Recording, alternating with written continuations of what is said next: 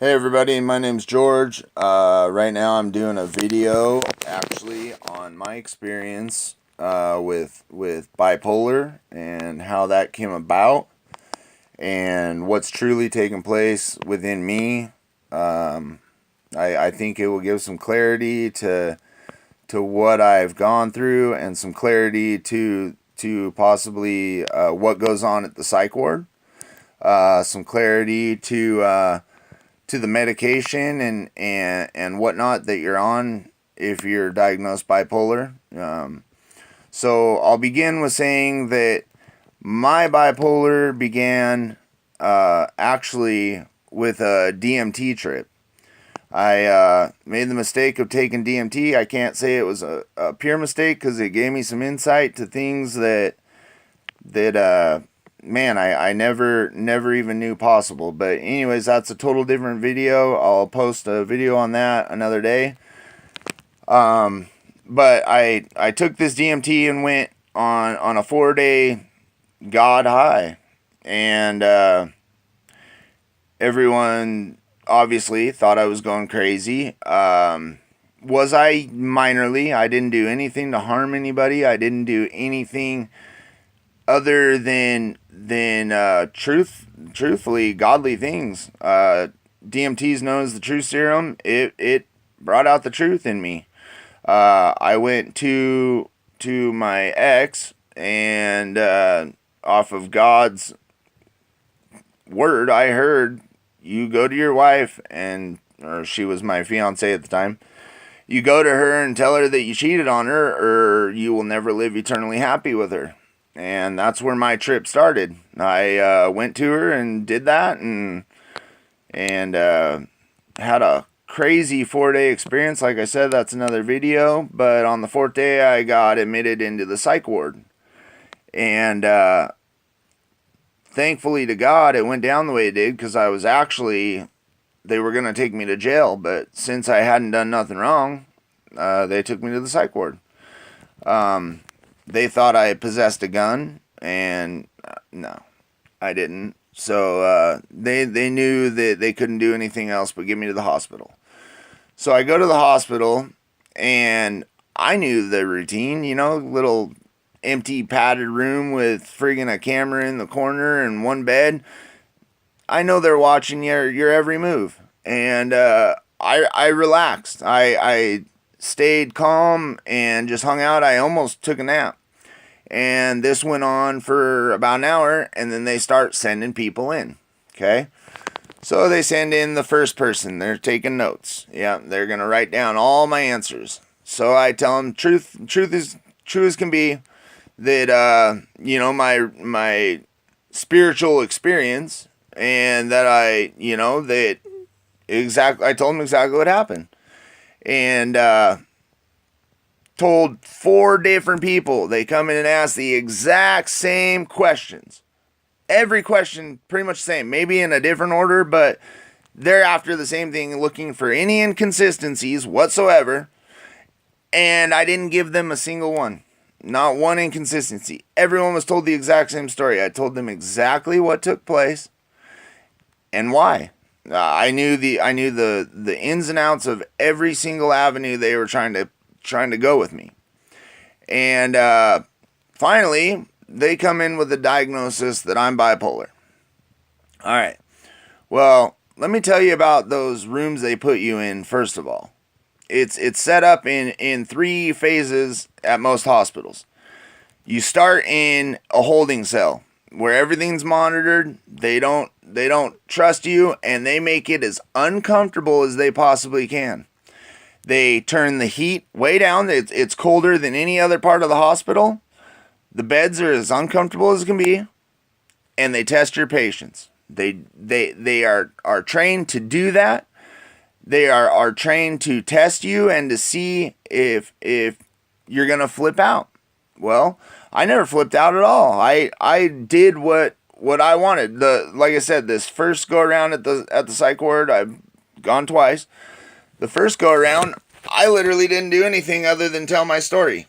So that ended me up in a 2-week stay. I was labeled as bipolar. with manic and depressive episodes. Now, have I been depressed before? Absolutely. I think everyone has. Everyone gets super depressed. But you know what? I was able to bring myself and lift myself out of it. Have I had manias and been extreme? That's hard to label it as a mania. I would say that, yeah, I'm very driven in what I do, and I am a leader, definitely. And so I bring a hype to everything I do. Do I call that a mania? No, I call that a blessing. I call that a privilege, man. I'm glad I have that drive. So, anyways, I'm now labeled as bipolar, get a 2-week stay. I'm going to try and keep this a little shorter than longer, but do a 2-week stay, and I absolutely was I'm not going to say the most perfect resident there, but dude, I did nothing wrong at this place. I did everything I could to help any individual there to keep from freaking out themselves. In fact, you can ask anybody who knows me. I even offered a guy a place to stay at my house once he got out of the psych ward. You'll find out as well that I did this at my second psych ward visit, and it turned around and bit me in the butt. The guy actually came to my house. He stole my car that I loaned him. And I later had to go retrieve it from Montana. It was a crazy story. You'll have to catch me outside and ask me more about that if you'd like. But it was bizarre, and I do nothing but try and help these people at the psych ward and just get through it, because I know what they do. So anyway, you go through round 1, which is your holding cell. It's very cold and uncomfortable, and they're trying to get you to freak out. Well, if you do have little minor things, my second stay, I decided to use it to work out. And I told them, there's nothing wrong with me. I want to go home and work out. I work out every night before I go to bed. And that's what I want to do now. I want to work out. And if you're not going to let me out of my cell, I'm going to do it right here in this cell. So I started jogging around my cot and hitting push-ups, doing sit-ups, and mainly I was doing the things I learned from watching my insanity videos. You can do a pretty dang good workout and not have to use anything but yourself. And so I'm doing these workouts. Well, all of a sudden, 5 big boys come and they're at my door. And I look at them and I was like, oh. I say, hey, dude, there's no problem. If you want me to lay down, I'll lay down and go to sleep. And they said, too late for that, buddy. And they threw me down, 5 guys. And I'm not joking. I did not let them take me down easy. I put up the biggest fight I could. And these guys finally had me so pinned to the ground. And I was crying. Begging, saying, please do not inject drugs into my body.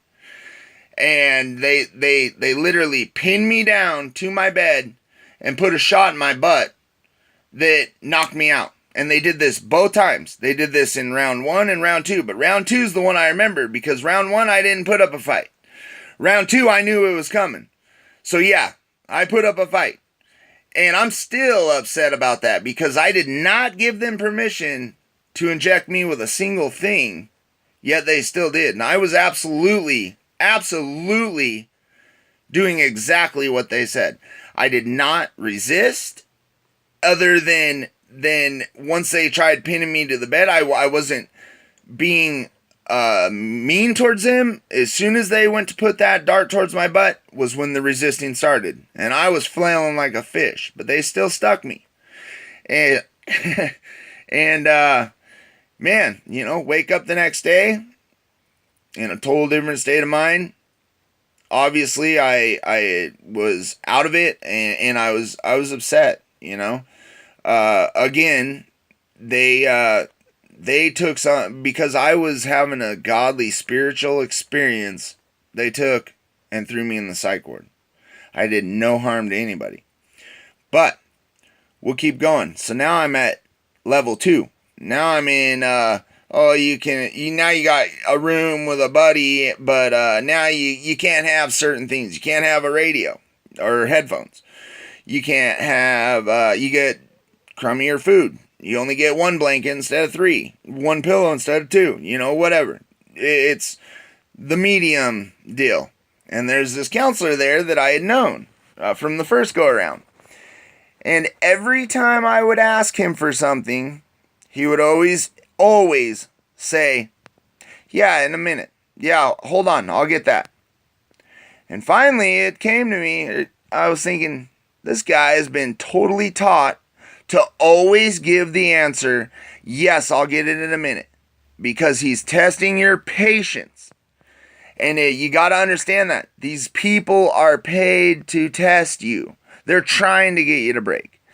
And I finally called him out on it. I said, dude, man, I know it's your job, but please, what I'm asking you for isn't something crazy. I'm asking you for a medication. I'm asking you for some nicotine gum. I'm asking you for another blanket, a warm blanket. I'm asking you for something to drink. I'm asking you to go pee. Whatever it is. We would ask if we could listen to the music for a couple seconds. And he was nice enough that he'd let us, but it was always in a minute. And finally he would. And after I called him out on that, he started knowing that I knew, and he totally treated me different after that. Because I called him out and I was like, dude, you're paid to do this. Stop, please. Like, you're not helping. And that's what I want to get through to you is these psych wards are not being ran what I feel is correct. If you're there to help somebody, you don't put them through the ringer first. Why would you do that? Why would you try and purposely, intentionally get them to break when you already know they're struggling? If you're diagnosing them in the very beginning and saying they're struggling, why would you continue to bring on more? And so I called him out on it, and things went really well to that. After that, I went to the third round, and the third round is nice. The third round's soothing. You know, you're away from everybody. You're away from all the stresses and struggles in life. You don't have the phone calls that you normally do. You don't have. You get limited TV time. You get limited phone calls. You get fed well, and there's activities that are actually pretty fun. I actually love the activities. In fact, I killed it at bingo, and I used to love the passing around the things that felt soft and whatever, you know, little kids' toys, but they do it to relax you and soothe you and calm you. And I like that stuff. You know, that's good therapy. I think you should do that outside of the psych ward. I think you should always take some time to yourself and just calm and relax. So I really love that. The one thing I didn't like is the limited headphones. And so I actually told the lady there, I said, there was only 2 pairs of headphones and they had to be shared. And I said, when I get out of here, I'm going to buy this place some more headphones. And wouldn't you know it, the very, very next day, that lady came in with 4 new headsets. And only I truly knew why she went and did it. And I went and thanked her dearly. I said, you know what you just did really makes a difference in this place, because you're helping people through what could ultimately be one of their darkest moments. I know a few people that I met in the psych ward. I'm sorry I'm getting a little emotional, but I met a few people in the psych ward that I've spoken with and that I've been able to kind of mentor, and I'm still good friends with them in life. And I care truly about those people. And they understand me, and I understand them in a way that I don't have with anybody. I met them in a very low moment of their life, and I won't even call it a low moment of my life, because I enjoyed being there. I made the best of it. I won't say that was a low. I'll say it was an experience. You know, it was a different experience for me. And it was very cool to do what I got to do at that place. I got to meet a lot of people. I got to influence a lot of people. I kept a lot of people calm in moments that I know for a fact they were getting ready to lose it and to go back down to floor 1. And all because of these nurses and doctors are trained to test you. because they're trying to get you to lose it. And I just want to tell you, there are some people I understand that do have bipolar issues, and it's no laughing matter, no joke. It's and there is medication for that, and that's what I want to get into next. But I do want there's also alternative methods, and for me, praying to God is my biggest method. It's a foolproof plan. I get a lot of healing that way. Some need medication. I unfortunately, if I get a hold of medication, I abuse it, so I try to stay away from it the best I can.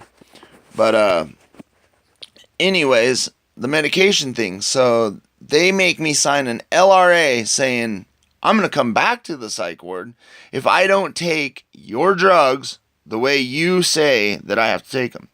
Well, they put me on risperidone and Depakote. Well, I don't know if you're familiar. I lost a friend back in the day who took Depakote, and he was manic depressive, and I won't even go into that. But anyway, he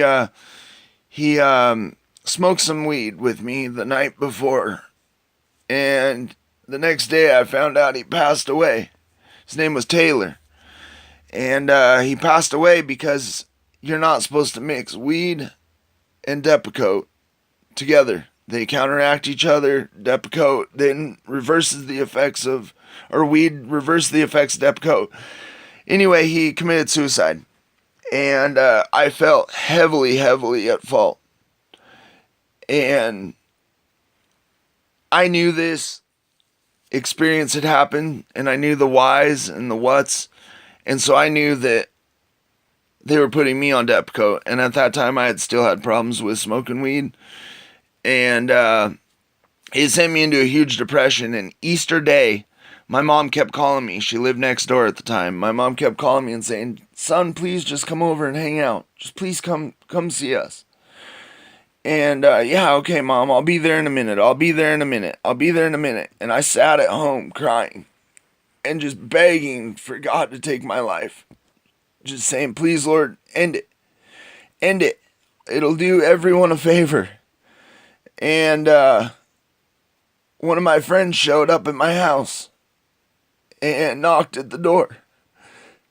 And he asked to talk to me. And I went outside and talked to him. And I ended up passing out. I just passed out right in front of him, and I hit my head on the garbage can, and my friend started screaming for my mom to run over. And my mom came over, and I remember seeing that light when I passed out, and I immediately started begging God. I said, "Please, Lord, I didn't mean what I said. Take it back. Please let me live.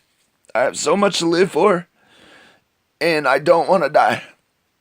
And I ended up passing out one more time after that. And I came to, and I immediately had a different mindset. I immediately thought, I'll never take their drugs again. And I'm getting away from that. Well, I quit the Depakote, and I went into my doctor. And I said, "I don't care if you're going to send me back to the psych ward or that I'm on an LRA. I'm not taking your meds. I'm sorry. This is what happened. This is why. I can't do it." He said, "Okay." So I quit the Depakote, and I stayed on the risperidone a little bit. Now I currently take neither. But that one prescription almost took my life. And I started asking people around me, because I have a few friends who are dealing with bipolar, what effects it had on them. And they started telling me exactly what went through my head. They started telling me, "Man, things get dark. You hate life. You don't even want to get up and say hi to your kid. You don't want to do nothing. You just want to exist to do nothing." That's not what God called us to do. That's not what God called us to be. God wants us to live to the fullest, to be out living every day in that manic mindset, but not doing harmful things. You got to control your thoughts. You have to control what you're doing. You have to control your time spent on certain things. And I invest my time into people. That's what I like doing. Because if I can use something that I've done wrong to help another, especially my son, then you can guarantee that's my number one focus. And my number one focus right now is to use every bit of crazy story that God's put me through to make a difference, to change lives, to show people that that all humanity isn't lost, that there's still a fight worth fighting, and there's still a life worth living, but you have to do the right things. You cannot expect to have a life worth living if you're out stealing. If you're out, any one little thing that you're out doing wrong has a big impact on your life. And it may not look exactly like it does that you're doing to other people's lives. Like you're stealing from someone, it may not mean somebody's going to come steal from you. But karma does come around. And karma is very real. Yes, absolutely. I'll get into different videos in the future about other things. But I'm at about 20 minutes. I think that's cutting it pretty close to too much. So I just want to thank you guys for hearing me out. If you want to subscribe to my YouTube page, I'll be posting several other videos of experiences that have happened in my life and what I got out of it. If that's worth anything to you, well then cool. Listen. If not, I'm not looking for followers or viewers. I'm just trying to help where I can. So I ask you to pass this on if you think this would help somebody, and if not, hopefully it helped you. I know a couple people that it definitely touched. So I love you guys. I thank you guys for your continuous support of me, and God bless.